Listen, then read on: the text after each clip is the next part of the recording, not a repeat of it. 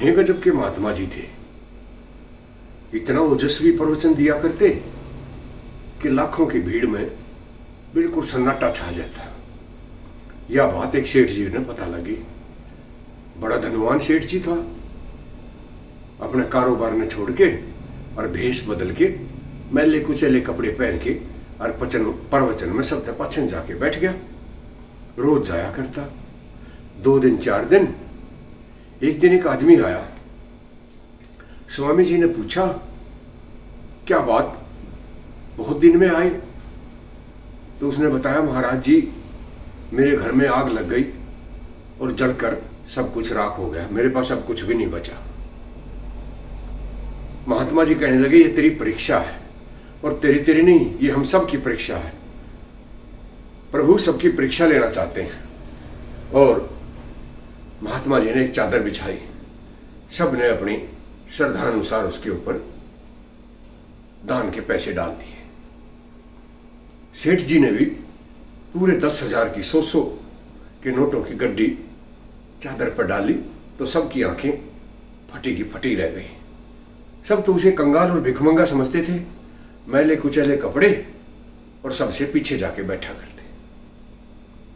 अगले दिन जैसे ही उन्हीं मैले कुचैले कपड़ों में सेठ जी गए तो लोगों ने उसके लिए रास्ता छोड़ दिया कि आप आगे बैठे।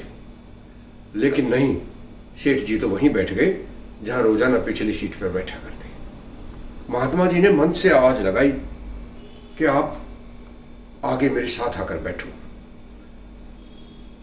मैले कुचैले कपड़ों में सेठ जी ने साफ मना कर दिया, नहीं, मैं यहां वाला कैसे बैठ सकता हूं।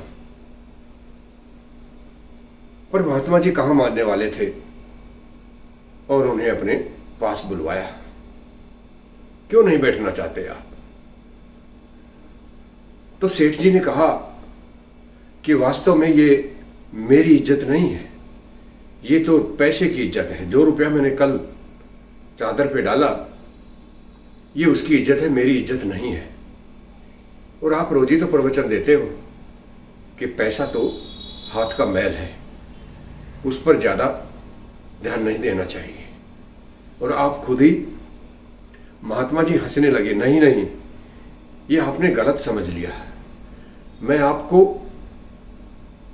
यहां स्टेज पर इसलिए नहीं बैठा रहा कि आपने 10,000 रुपये दान दिए।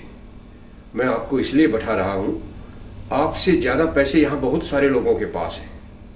आपने दुख में, जरूरत में किसी की मदद बढ़ चढ़ कर करने का ख्याल आपके मन में जो आया, वो सर्वोपरि है और मैं उसका आदर करना चाहता हूं।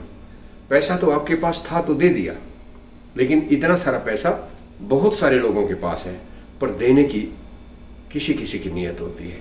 और यही बात तो मैं समझाना चाहता हूं कि पैसा बहुत बड़ा चीज नहीं है, बहुत बड़ा कुछ है तो वो है इंसान का मन।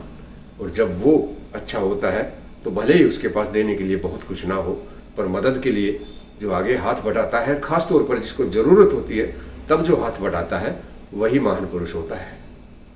धनवान महान पुरुष हो ऐसा कतई जरूरी नहीं है, बल्कि आज के युग में तो उल्टा हो गया है।